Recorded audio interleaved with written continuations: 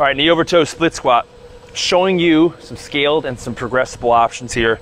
It's a really fantastic movement to where we're working both legs, surprisingly. This back leg, we're working on hip extension, keeping this knee stiff. In the front leg, we're actually working on keeping this knee as far over the toe as possible.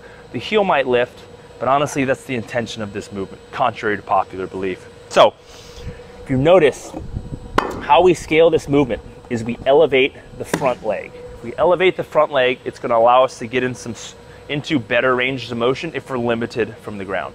So I'm on a 12-inch box, and what we're going to do is we set this up between two racks so that we have the balance in the sport, because oftentimes the most challenging piece of this knee over toe split squat is the balancing component. So if you notice, I want both toes and feet facing forward. This back heel never touches the ground.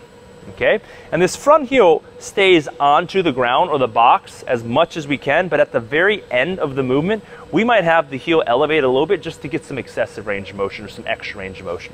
And so from this position, I'm not worried so much about locking this front leg out. I want to keep that foot in contact when I'm here. I'm going to use my hands for balance on the rack, and I'm going to move forward, all right?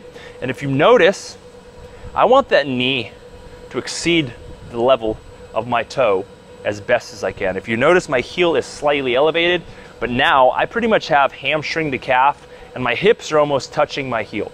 On this back leg, I'm trying to keep it as stiff as I can, but as you notice, it's slightly bent. This is my end range of motion. My torso is tall. I'm not arching at my spine. I'm not forward with my chest, but I can really feel the active stretch, but also strengthening of this movement.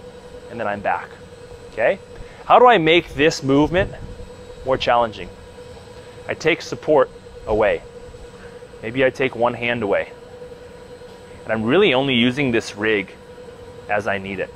I've got about 20%. Now I've got about 5% on this rig just for balance. How do I make this movement more challenging? Arms come off.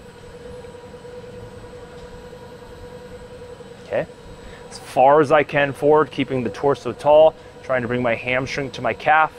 Back knee is stiff. And back. How do I make this more challenging? I can load, offside hand. How do I make this more challenging? I can decrease the height of the box. Oftentimes when we use a 5-pound plate here, we even have some heel lifts. We can elevate the heel, okay?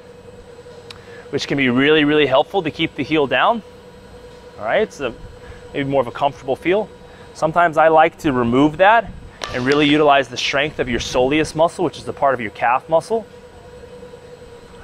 to work through this movement. But that right there is the knee over toe split squat.